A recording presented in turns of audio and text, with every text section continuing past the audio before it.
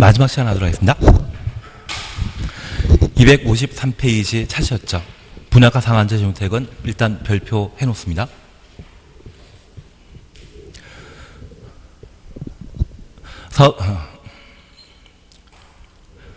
사업체가 일반인에 공급하는 공동주택, 일반인에 공급하는 공주택, 분양가 상한제 적용주택으로 공급하여야 한다. 그리고 바로 3번 봐주십니다. 공공택지와 공공택지 동일해 놓습니다.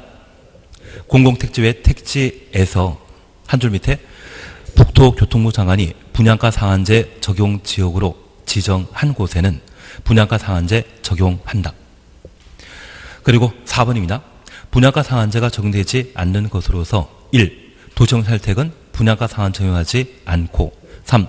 관광특구에 건설 공급되는 공동택으로 50층 이상이거나 높이가 150m 이상의 경우 분양가 상한제 적용하지 않는다. 관광특구 추천호수입니다. 그러면 잠깐 이렇게 하나 보십니다. 주택 공급과 관련되어서는 모델하우스인 견본주택에 관한 사항 그리고 분양가 상한제 적용주택 이 두 가지를 함께 보셔야 됩니다.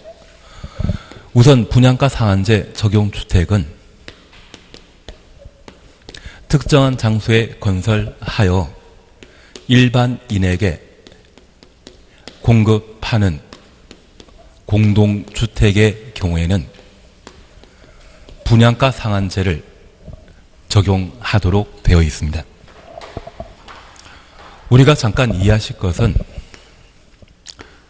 대한민국의 택지는 공공택지 아니면 공공택지 외 택지입니다. 그래서 공공택지는 각종 공익사업을 통해 공동택 건설할 수 있는 용지를 공공택지라 하는데 저 공공택지는 택지 조성 시에 필요한 땅을 수용 방식으로 소유권 취득해서 개발하는 것을 공공택지라 하고 수용 외 방법, 매매 환지 방법으로 조성되는 택지가 있다면 얘를 공공택지 외 택지라 표현합니다. 저 공공택지 외 택지의 가장 대표적인 것이 재개발, 재건축하는 정비구역이 공공택지 외 택지입니다. 10월 달에 법이 개정되기 전에 공공택지 외 택지는 국토교통부 장관이 분양가 상한제 적용 지역으로 지정 고시하게 되면 그곳에 건설하여 일반에 공급하는 공동택을 공공택지라 표현하게 됩니다. 여기 일반인은 특정인 말하겠습니까? 불특정인을 말하겠습니까? 불특정인을 말하게 됩니다. 그러면 우리 세종시는 공공택지이다 아니다? 공공택지입니다. 3기 신도시 공공택지입니다.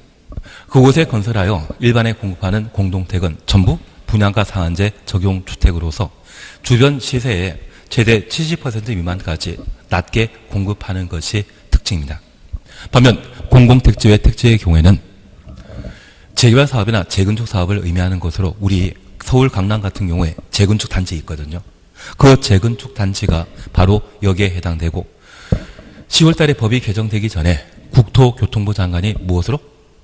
분양가 상한제 적용 지역으로 지정한 곳이라고 하면 그곳에 건설하여 일반에 공급하는 공동택은 분양가 상한제로 건설 공급하도록 되어 있습니다.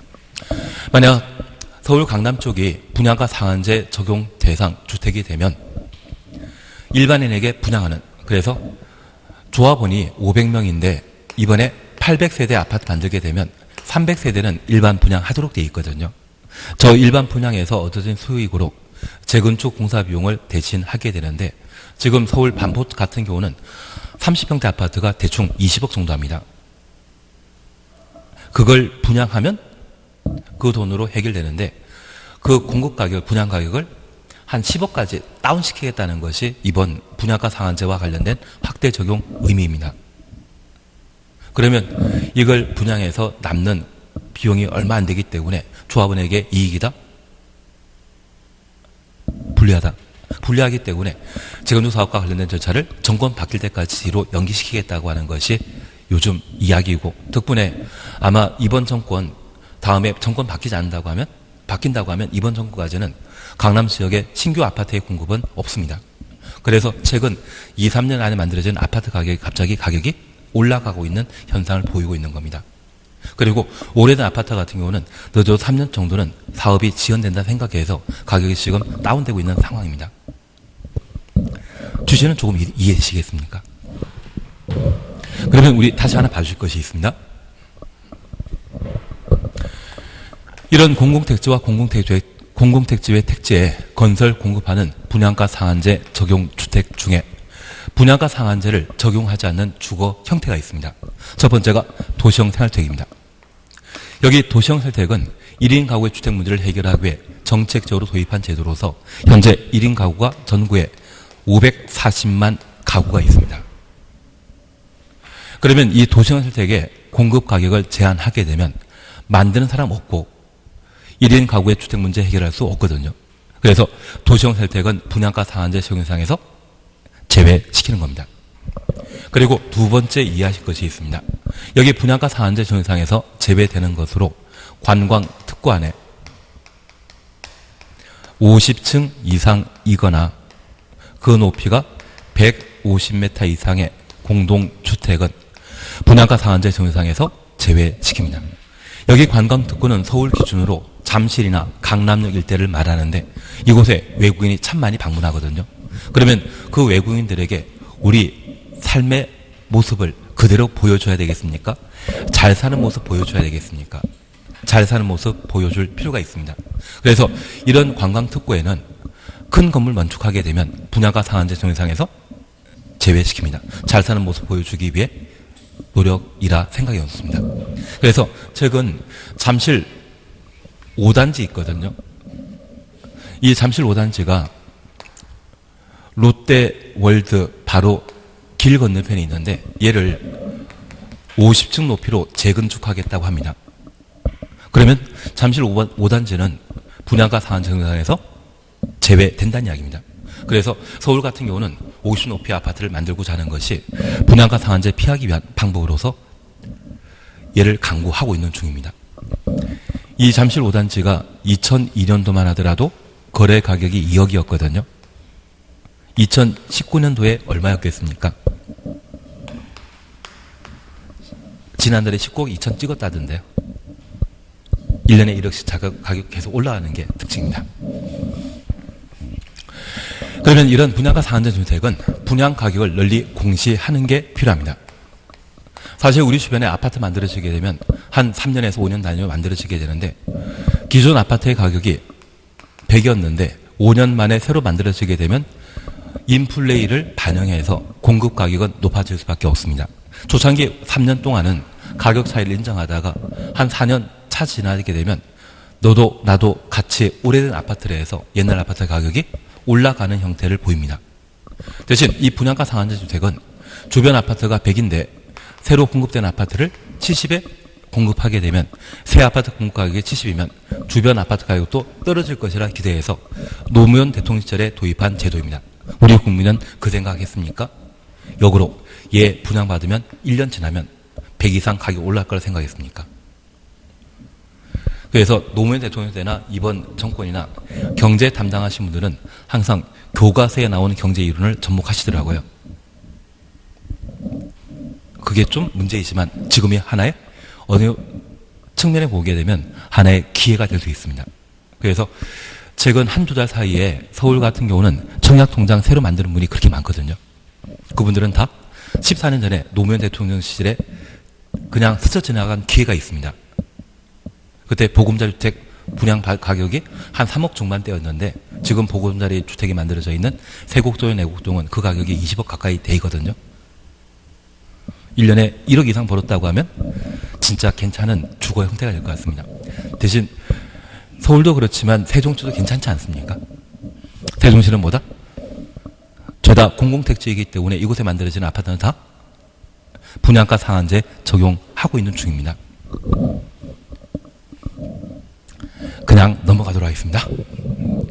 그리고 여기 가격 공시와 관련되어서는 주변 주택 가격 안정시키기 위해 분양가 상한제 주택에 있어서는 널리 가격을 공시하도록 되어 있는데 특별히 공공택지에 건설된 분양가 상한제 적용 주택은 사업 주체가 분양 가격을 공시하고 공공택지 외 택지는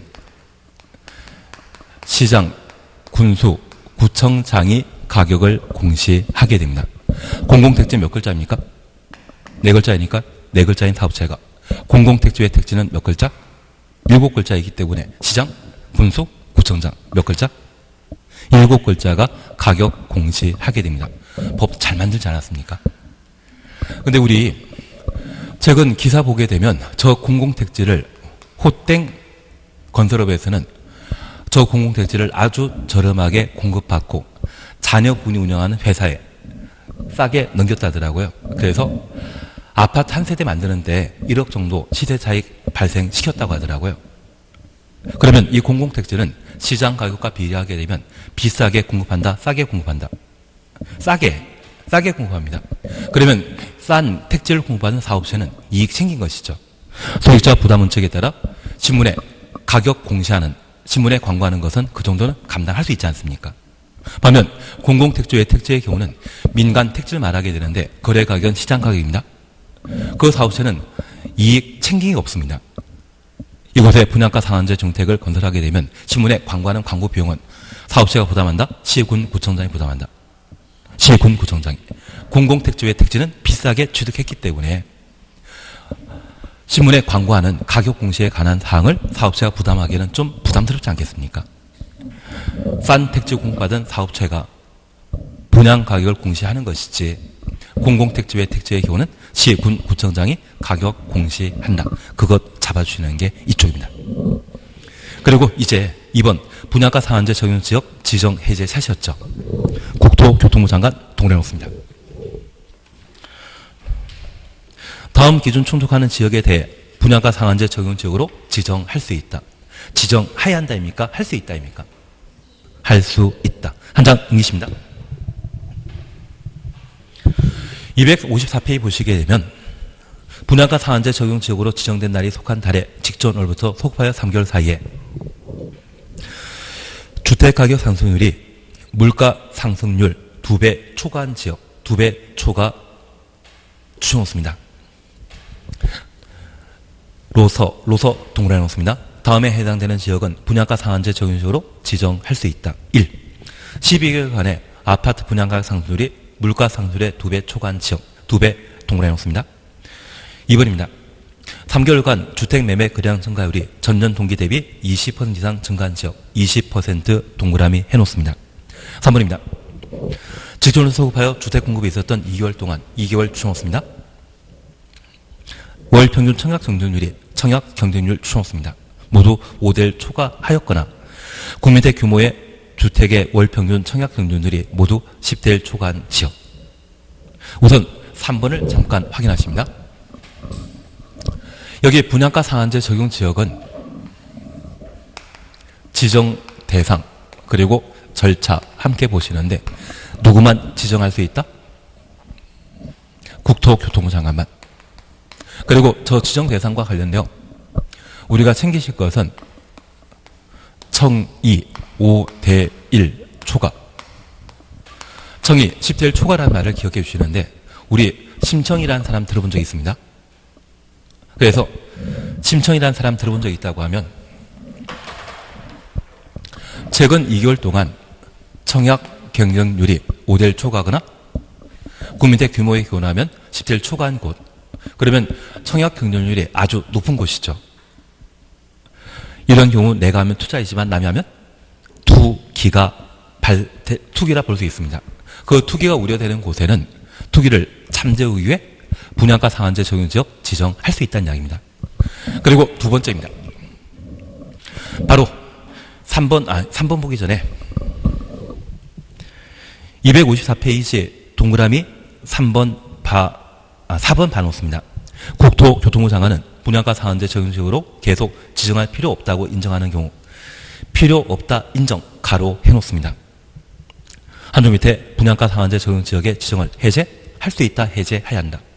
해제하여야 한다.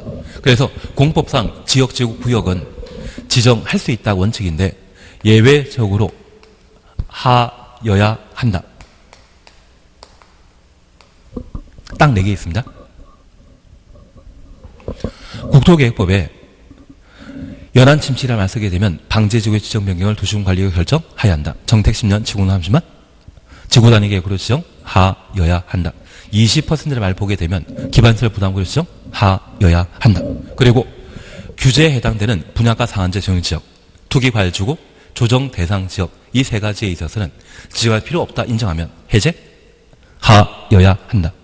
그래서 지정할 필요 없다 이 말 보게 되면 필수적 해제 사유라는 것 다시 한번 확인해 놓습니다. 이것 빼고는 다 할 수 있는 겁니다. 계획은 수립하여야 한다입니다. 선장 관리 방안의 경우에만 수립할 수 있다입니다. 그리고 3번입니다. 조정 대상 지역의 지정 해제 찾으셨죠? 옆에 페이지에 3번 확인하십니다. 국토교통부 장관은 4줄 밑에 다음 기준 충족하는 지역을 조정 대상 지역으로 지정할 수 있다. 지역지구 구역 지정은 지정할 수 있다입니다. 그리고 이 조정 대상 지역은 박스 속에 동그라미 1번 과열 지역이 있습니다. 여기 과열 지역과 관련되어 직전으로서 소급하여 3개월간에 해당 주택 가격 상승률이 물가 상승률의 1.3배 초과라는 말 찾았습니까? 박스 속에 동그라미 1번.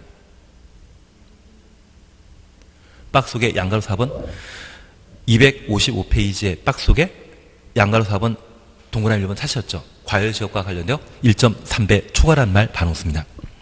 그래서 다음 하나에 해당되는 지역을 말한다. 가번입니다. 2개월 동안 2개월 주놓습니다. 월 평균 청약 경쟁률 주놓습니다. 모두 5대1 초과였거나 국민택 규모 주택의 월 평균 청약 경쟁률이 모두 10대1 초과. 그래서 청이 5대1 초과, 10대1 초과는 공통된 요건입니다. 그리고 나번입니다. 소급하여 3개월간의 분양권 전매 거래량이 전년 동기 대비 30% 이상 증가한 지역 30% 이상 주놓습니다. 그리고 다번입니다. 시도별 주택 보급률 또는 자가 주택 비율이 전국 평균 이하인 경우. 그러면 하나 이해하실 것이 있습니다. 주택 보급률이나 자가 주택 비율이 전국 평균이 95%라고 하면 대한민국 모든 사람들이 주택 공급받은 것이 얼마이다? 평균적으로 95%인데 이것이 전국 평균 이하라면 아마 80% 정도가 될 겁니다. 그러면 이 사이에 해당 지역의 주택 수요는 많다, 작다? 전국 평균이라면 우리 세종시도 전국 평균에 포함되는데 우리 세종시 포함해서 전국 평균이 95%이지만 세종시의 현재 자가주택 보급률이 80%밖에 안 된다고 하면 주택 공급받겠다 하는 사람, 주택 필요한 사람들이 많다는 이야기죠. 가격 올라간다, 떨어질 곳이다. 올라갈 곳입니다. 전국 평균이 95%인데 우리 세종시가 만약 120%라고 하면 세종시 인구 다 채우고도 빈집 많다는 이야기거든요. 이런 경우는 가격 떨어지게 됩니다. 그래서 자가 보급률이나 주택 보급률이 전국 평균 이하라고 하면 가격 상승 가능이 있죠. 그러한 곳이라면 조정 대상 지역 중에 무엇을 지정한다? 과열 지역으로 지정할 수 있다는 이야기입니다. 그리고 2번 위축 지역입니다. 위축 지역은 마이너스 1%란 말이 눈에 보이실 겁니다. 가격 올라간다, 떨어지는 곳이다.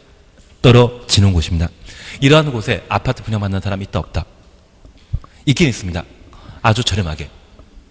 한 3천만 원, 5천만 원 빠지고 분양받는 거는 원할 것 같습니다. 그리고 투기 과열 지구를 우리가 함께 봐주시는데 투기 과열 지구가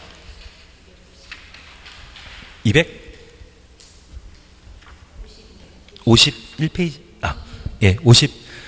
51페이지입니다. 우선 51페이지 봐주십시오. 51페이지의 제11절 투기과열지구입니다. 1번입니다. 국토교통부 장관 또는 시도의사는 국토교통부 장관부터 시도의사까지 가로 해놓습니다. 투기과열지구 지정하거나 이를 해제할 수 있다. 그래서 분양가 상한제 적용 지역과 조정 대상 지역은 국토교통부 장관만 지정하는데 투기과열지구는 누가? 시도지사까지 지정할 수 있습니다. 국토교통부 장관 또는 시도의사가 투기과열지구의 지정권자라는 것 확인해 놓습니다. 그리고 양가로 1번이 작년에 개정된 것입니다. 꼭 한번 봐 주셔야 됩니다. 근데 개정됐는데 아마 편집 과정에 좀 빠졌나 봅니다. 잠깐 제가 부과할 게 있습니다. 양가로 1번과 관련되어 세 번째 줄 보시게 되면 국토교통부 장관이 투기과열지구 지정하거나 이를 해제할 때 시도의사의 의견 들어야 하며, 그리고 예를 추가해 주십니다.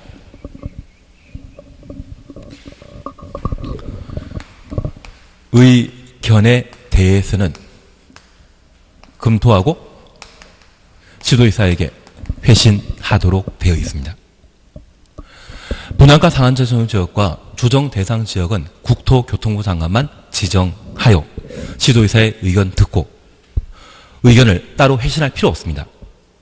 반면에 투기과열지구의 경우는 지도의사도 지정권자이기 때문에 조정 대상 지역 등과 달리 지도의사의 의견 듣게 되면 그 의견에 대한 답변을 꼭 해주도록 되어 있습니다. 주시 이해하시겠습니까? 그래서 단순히 의견 청취만 하고 끝나는 것이 아니라 뭐까지 해줘라? 회신까지, 답변까지 해줘라. 그 이야기입니다. 주시 이해해 주셔야 됩니다. 이번에 개정되었기 때문에 꼭 한번 봐놔야 됩니다.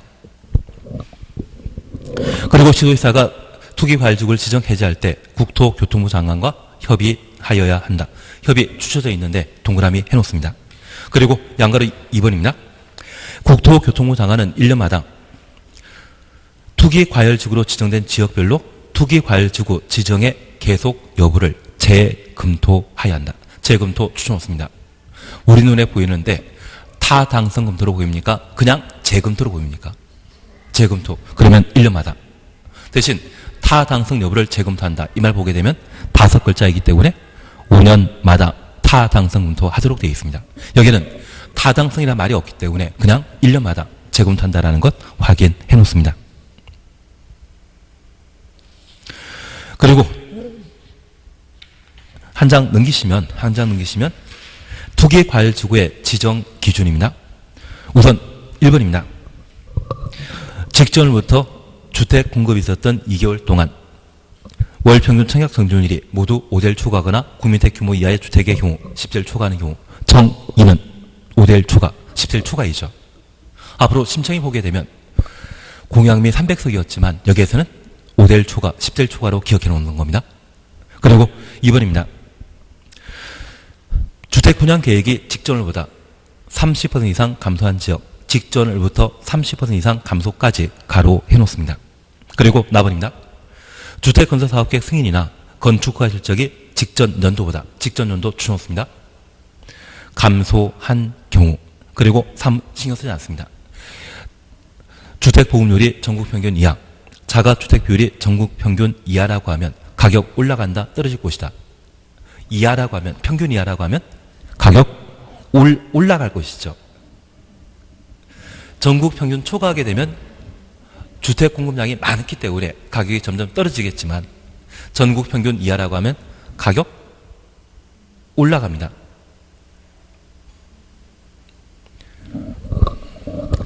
예, 주택 전국 평균 보급률이 95%인데 세종시에는 인구가 10,000명 거주하는 데 불구하고 80%밖에 주택이 공급되지 않은 상태라고 하면 나머지 20%, 한 2,000명이 집 필요하지 않겠습니까? 그런 곳이라고 하면 전국 평균 이하로서 가격 올라갈 상황입니다. 그래서 전국 평균 이하라고 하면 가격 상승 우려가 있는 곳으로 파악해 놓습니다. 그러면 이제 우리가 잠깐 구분하실 것이 있습니다. 현재 분양가 상한제 적용 지역과 비교되는 것으로서 방금 우리는 조정 대상 지역과 투기과열지구에 관한 사항을 각각 살펴보셨습니다. 그 중에 조정 대상 지역은 앞에 숨겨진 말이 있습니다. 청약 조정 대상 지역. 여기 조정 대상 지역은 청약 경쟁률이 심한 곳이 있고 청약 안 하는 동네가 있거든요. 그러면 청약 경쟁률이 심한 곳은 과열 지역으로 지정하여 그 열기를 시킬 필요가 있고 청약하지 않아 미분양 아파트가 많이 발생하는 곳이라고 하면 청약 경기를 활성화시키기 위한 대책을 마련할 필요가 있습니다. 그러한 곳을 뭐라 한다? 위축 지역이라 표현하게 됩니다. 그래서 이 위축 지역의 경우에는 우리 청약통장 만들게 되면 서울 같은 투기과열지구의 경우는 가입한 기간이 2년 경과돼야만 청약 1순위가 되고 그 밖의 지역은 1년 지나면 1순위이거든요. 그런데 위축 지역의 경우는 청약통장에 가입한 지 1개월 지나게 되면 바로 청약 1순위로 인정해주고 있습니다. 그게 조정 대상 지역의 의미입니다. 그리고 투기과열지구 보셨습니다. 그러면 우리 첫 번째 이해하실 것이 있습니다. 분양가 상한제 적용 지역이건 조정 대상 지역이건 투기과열지구이건 공통된 지정 요건으로서 청인은 5대1 초과, 국민대 규모이하라고 하면 10대1 초과, 얘는 공통된 요건이 됩니다. 그리고 두 번째입니다. 여기 분양가 상한제 적용 지역은 분양가 상한제 적용 혜택을 공급하는 곳입니까? 건설하는 곳입니까? 건설해야 되는 곳입니다.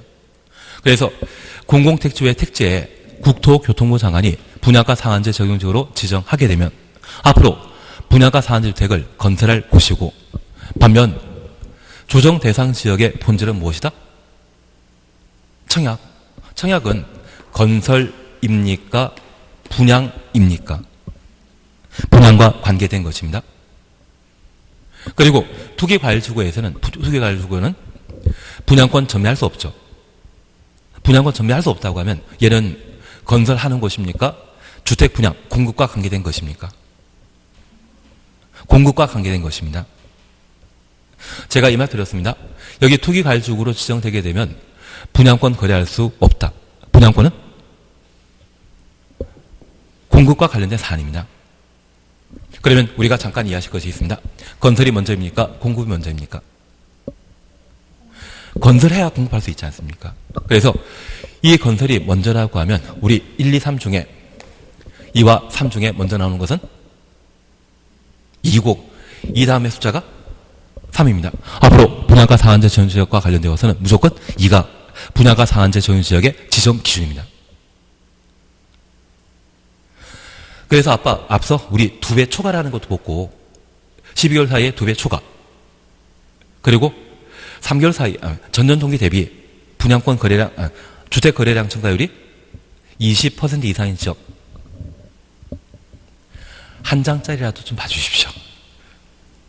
최근 어차피 왔다 갔다 해야 되기 때문에 그게 상황이 안 되고 한 장짜리 보시게 되면 분양가 상한제 적용 지역의 지정 기준에 있어서는 2배 초과란 말도 나오고 12개월 동안 2배란 말도 나오고 거래량 증가율이 전년 동기 대비 얼마? 20%란 말이 나옵니다. 그래서 분양가 상한제 적용 지역의 지정 요건은 무조건 다 2가 나와야 됩니다. 반면에 조정 대상 지역과 투기과열지구 보시게 되면 얘는 3이 나와야 됩니다. 3이 나와야 됩니다. 특히 위축 지역은 볼 필요 없지만 여기 과열지역과 관련되어 1.3배 초과란 말이 나오고, 그리고 분양권 거래량이 얼마? 전년 동기 대비 30% 이란 말이 나와야 됩니다. 그리고 투기 과열지구의 경우에도 주택 분양 계획이 직전 월과 비교하여 얼마? 30% 이상 감소한 곳이라고 하면 향후 주택 가격이 상승될 우려가 있기 때문에 투기 과열지구로 지정할 수 있습니다. 우리 이것 잠깐 봐주십시오. 우리 학교 다닐 때 그게 아니라 우리 학계론 공부하시면서 시장 경제 공부하신 적 있죠? 시장 경제는 수요, 공급 곡선으로 구성되게 되는데 현재 분양 계획이 30% 이상 감소했다고 하면 이 공급 곡선은 칠판 잠깐 봐주시겠습니까? 이 공급 곡선은 이쪽으로 이동하지 않습니까? 그러면 애초 가격과 달리 가격은 상승하게 됩니다. 그래서 직전월과 비교하여 분양 계획이 30% 이상 감소한 지역이라고 하면 아파트 가격이 올라갈 상황이기 때문에 뭐로 지정한다? 투기과열지구로 지정할 수 있다는 이야기입니다.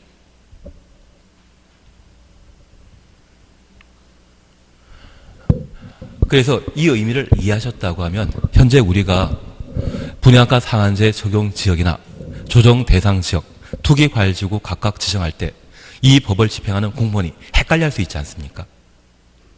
헷갈릴 수 있지 않겠습니까? 그리고 잘못 법 집행했다가는 바로 손해배상 청구 소송이 발생할 수 있습니다. 그래서 여기 분양가 상한제 적용 지역은 분양가 상한제 적용 주택의 건설과 관계된 사항이기 때문에 이 3 중에 먼저 나오는 2가 분양가 상한제 적용 지역의 각종 적용 기준이 되는 것이고요. 반면 조정 대상 지역, 특히 과열 지역과 투기 과열 지구는 주택 공급, 분양과 관계된 사항으로 2, 3 중에 뒤에 나오는 숫자 3이 조정 대상 지역의 과열 지역 지정 기준이고 투기 과열 지구의 지정 기준 돼야 됩니다. 그래서 만약 투기 과열 지구와 조정 대상 지역 중에 과열 지역의 지정 기준에 3자 대신 2가 들어가게 되면 무조건 틀린 것으로 잡아내셔야 됩니다. 지금 주택법상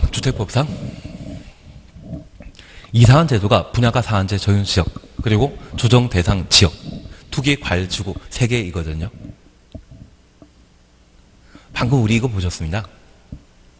이 3개 중에 건설과 관계된 것은 항상 숫자 2, 공급과 관련되어 있는 조정 대상 지역과 투기 과열 지구는 항상 숫자 3으로 요건 정해 놓고 있다. 그렇게 파악해 놓습니다. 이게 되셨다고 하면 이제 두 번째 봐줄 게 있습니다. 우리 항상 공법 공부 방법은 대상, 그 다음에 뭐다? 절차 공부하시는 건데 여기 분양가 상한제 적용 지역과 조정 대상 지역의 경우에는 국토교통부 장관이 지정권자이고 투기과열지구는 국토교통부 장관 또는 지도이사가 지정권자라는 것 구분해 놓습니다. 그러면 이제 다시 하나 이해하실 것이 있습니다. 우리 이 세 개 중에 가장 먼저 만들어진 게 투기과열지구입니다. 투기과열지구 만들어지고 나서 나중에 분양가 상한제가 도입되었고 이번 정권에 작년에 도입된 게 조정 대상 지역이거든요. 가장 오래된 투기과열지구에 있어서는 국토교통부 장관 또는 지도이사가 지정권자인 반면 최근에 만들어진 분양가 상한제 적용 지역과 조정 대상 지역은 누구만? 국토교통부 장관만 지정권자라는 것 확인해 놓습니다. 제가 마지막으로 부탁드리겠습니다. 이 세 가지와 관련되어 각각의 지정권자가 유지할 필요 없다 판단하게 되면 해제할 수 있다, 해제해야 한다. 해제하여야 한다. 얘만큼은 강행 규정에 의한 필수적 해제가 적용되게 됩니다. 이것 빼고 해제는 보통 해제할 수 있다 했지만 여기만큼은 해제하여야 한다. 그리고 마지막으로 제가 부탁드리겠습니다. 여기 분양가 상한제 적용 지역과 조정 대상 지역의 경우는 국토교통부 장관이 지정권자이기 때문에 자기보다 바로 밑에 있는 지도이사의 의견 듣도록 되어 있습니다. 의견 청취한 것에 대해서는 회신한다 안 한다? 회신 없습니다. 회신은 어디에만? 투기과열지구에만. 여기 투기과열지구는 지도이사의 의견 듣게 되었을 때 지도이사도 지정권자이기 때문에 청취한 의견에 대해 답변을 해줘야 됩니다. 그래서 검토 회신한다라는 것을 꼭 살펴주셔야 됩니다.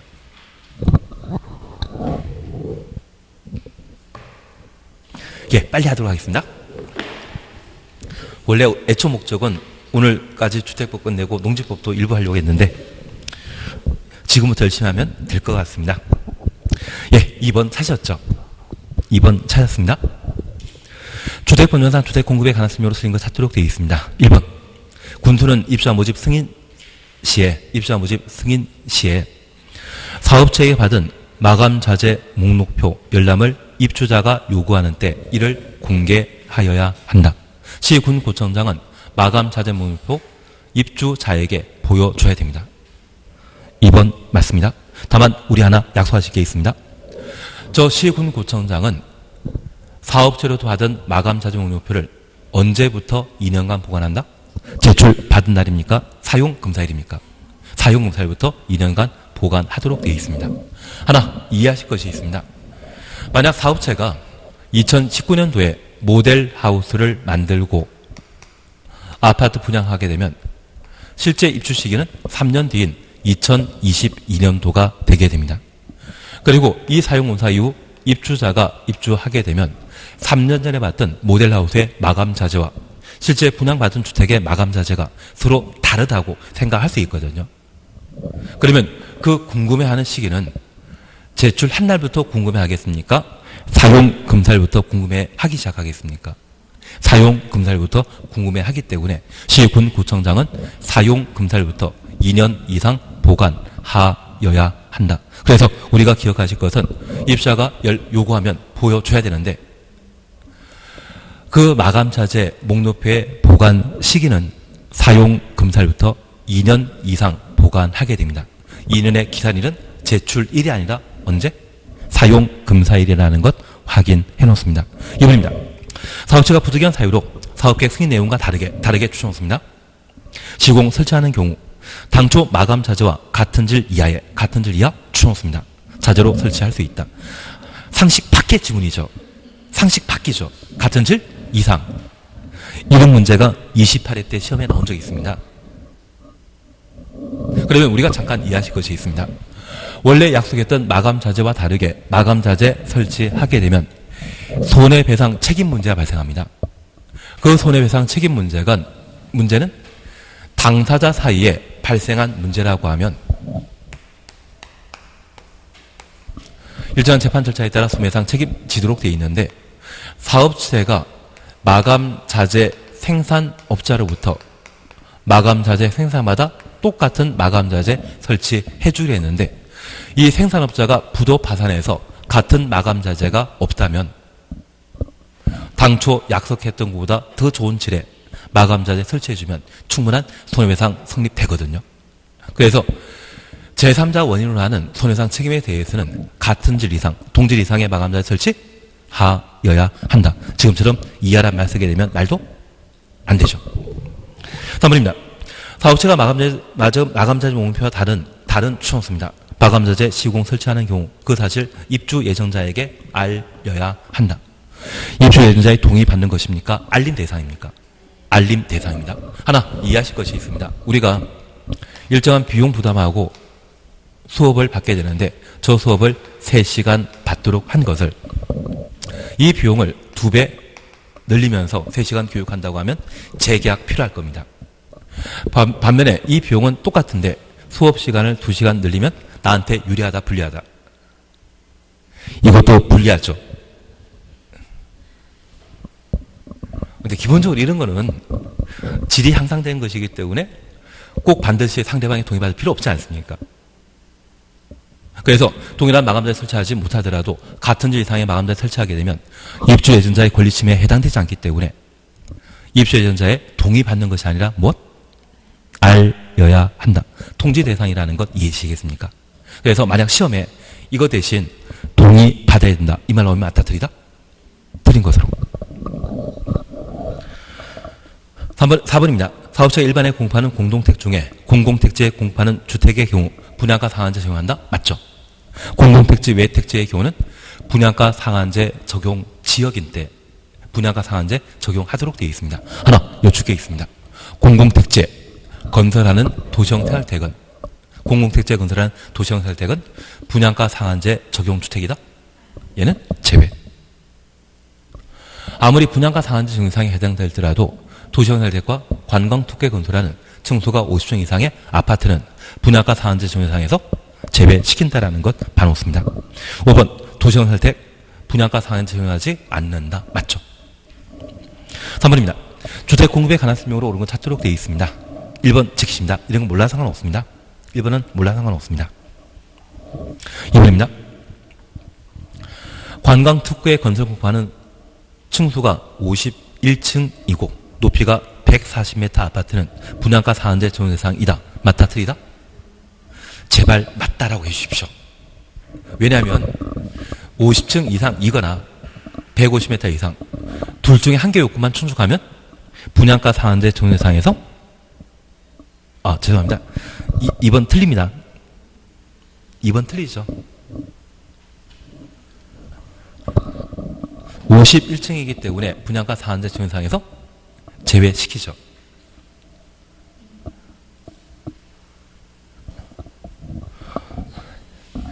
(50층) 이거나 150m 층수소 높이가 둘 중에 하나에 해당되게 되면 분양가 상한제 적용 대상이다 아니다? 아니다. 그래서 지금 51층이고 높이는 140m이기 때문에 분양가 상한제 적용 대상이다? 틀립니다.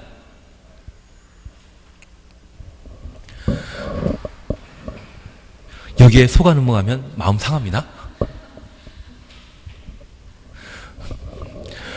예, 그리고 3번입니다. 시도의사는 한 조 밑에 분양가 상한제 적용지역 지정할 수 있다. 분양가 상한제 적용지역 지정할 수 있는 자는 국토교통부 장관만. 그래서 조정 대상 지역과 분양가 상한제 적용지역 지정권자는 누구만? 국토교통부 장관만. 그러면 투기과열지구는 국토교통부 장관 또는 시도의사가 지정권자라는 것 확인해 놓습니다. 4번입니다. 사용검사 후 주택단지 내 일부 토지 소유권 회복한 자에게 주택 소유자들이 매도 청구하려면 해당 토지 면적이 주택단지 전체 대지 면적의 5% 미만이어야 된다. 5% 미만 추정습니다. 사용검사 후 매도 청구 기억나시겠습니까? 무능력자가 사업체에게 땅을 잘못 팔고 사용검사 후 토지 소유권 회복하게 되면 아파트 소유자가 토지 소유권 취득할 수 있지 않습니까? 그에 관한 문제로서 5% 미만이라는 말과 또 하나 기억하실 것은 2년 이내입니다. 매도 청구에 대한 의사표시는 회복한 날부터 몇 년? 2년 이내 송달돼야 된다. 예, 그래서 4번은 사용검사 매도 청구에 관한 문제로 꼭 한번 봐놔야 됩니다. 그리고 5번입니다. 사업자가 투기과열지구에서 투기과열지구 추천했습니다. 건설 공급되는 주택의 입주자로 선정된 지위 매매하거나 상속할 수 없다. 상속 추천했습니다. 투기과열지구의 분양권인 입주자 주인은 매매할 수 없지만 상속은 사람의 사망으로 발생하는 것으로서 규제할 수 없습니다. 사람 죽는 것을 법으로 제한할 수 있다 없다? 없습니다. 그래서 상속은 공법상 규제 대상이 아닙니다. 만약 시험에 상속할 수 없다 이 말 나오면 무조건 거부를 해야 됩니다. 그리고 4번, 5번, 6번 지키십니다. 다만 이 4번, 5번, 6번은 우리 약속하실 게 있습니다. 저당권 설정 제한 기간은 입주자 모집 공고 승인 신청일부터 언제까지? 소유권 이전 등기 신청 가능한 날 며칠까지? 60일까지를 저당권 설정 제한 기간이라 하고 여기 입주자 모집 공고 승인 신청일은 지역주택조합이나 직장주택조합인 때는 사업계획 승인 신청일을 말했습니다. 그리고 소유권 이전 등기 신청 가능한 날은 무엇과 같은 날이다? 입주 가능일과 같은 날이라는 것 기억해 놓습니다. 저 기간 동안 저당 설정은 입주 예전자 동의 없이 함부로 할 수 없습니다. 그리고 이를 위반하면 취소할 수 있다, 무효로 한다. 무효로 한다. 그렇게만 봐놓습니다. 그래서 제가 부탁드릴 것은 4번, 5번, 6번은 잘 시험에 안 나옵니다. 거의 뭐 10년에 한 번 나올 상황이기 때문에 얘는 딱 하나만 확인해 놓습니다. 5번 질문에 입주자 모집, 5번 문제 보시게 되면 입주자 모집 공고 승인청일부터 소유권 이전 등기 신청할 수 있는 날 이후 60일까지 그 기간 꼭 눈에 익혀놓습니다. 그 기간 동안에는 사업체의 담보권 설정 행위 제한된다. 확인되셨습니다. 그것만 날짜만 정확하게 봐놓습니다. 그리고 바로 7번 보십니다. 7번은 그냥 건너뛰시고 7번 그냥 건너뛰시고 8번 보십니다. 8번 보십니다. 사업체가 주택건설사업 완료하고 해당 주택에 대해 사용금사 받은 이후 해당 주택 전체 대지 면적의 3%에 해당된 토지에 대해 갑이 소유권 이전 등기 말소 소송을 통해 소유권 회복하였다. 주택법령상 옳지 않은 것 찾도록 되어 있습니다. 지금 342페이지의 8번 문제입니다. 1번입니다. 주택 소유자들은 갑에게 해당 토지를 시가로 매도할 것을 청구할 수 있다. 시가 추정습니다. 맞다 틀리다? 맞습니다. 그리고 2번입니다. 주택 소유자들이 갑에 대한 매도 청구하는 경우 그 의사표시는 갑이 해당 토지 소유권 회복한 날부터 2년 이내 갑에게 송달돼야 된다. 회복한 날부터 2년 이내 가로 해놓습니다. 맞다 틀리다? 맞습니다. 3번입니다. 갑에게 매도 청구권 행사할 수 있는 주택 소유자들에는 해당 주택단지의 동일세 소유자들 포함한다. 단지 내 상가 소유자도 매도 청구할 수 있습니다. 3번 맞습니다. 그리고 5번입니다. 주택 소유자들은 갑에 대한 매도 청구로 인해 발생한 비용 전부를 사후채에게 구상할 수 있다. 하나 이해하실 것이 있습니다. 하자 있는 아파트 분양했던 사후채라고 하면 매도 청구와 관련된 토지 구입 비용 모두 부담해야 되죠. 그래서 전부 뭐 할 수 있다? 구상할 수 있습니다. 그리고 4번입니다. 주택단지에 주택관리업자 선정된 경우 그 주택관리업자가 갑에 대한 매도 청구에 관한 소송을 제기할 수 있다. 소송 추천없습니다. 근데 우리 하나 이해하실 것이 있습니다. 소송은 당사자가 소송하는 것이 원칙인데 당사자가 법적 전문성이 부족해서 전문가에 맡기게 되면 법무사에게 맡기는 겁니까? 변호사에게 맡기는 겁니까? 법무사 소송 대리 못합니다. 소송 대리는 오직 누구만? 변호사만 하도록 되어 있습니다. 그래서 우리가 법무사 방문해서 소송과 관련된 서류를 작성 부탁하는 건 가능하지만 실제 소제기는 법무사 찾아갔다 하면 내가 직접 해야 되는 것이고 변호사에 맡기면 변호사가 대신 처리할 수 있습니다. 그래서 소송과 관련된 대리는 누구만 한다? 변호사만 한다. 4번 이해되시겠습니까? 4번 맞다 틀리다? 틀린 겁니다. 주택관리업자 하는 것이 아니라 소송은 누구만? 변호사만 한다. 그렇게 구분하십니다. 9번 공급제소 교란 금지 등등은 지금 볼 필요 없습니다. 다만 이 공급제소 교란 금지와 관련되어서는 얘를 잠깐 이해해 놓습니다. 이 공급제소 교란 금지는 중개사법에서 공부하신 적 있습니다? 제발 했다고 해주십시오. 잠깐 이해하실 것이 있습니다. 주택법상 주택을 공급받을 수 있는 증서, 지위가 있습니다. 가장 대표적인 지위는 지역주택조합과 직장주택조합의 조합원 지위이고 증서는 주택상환사채가 있습니다.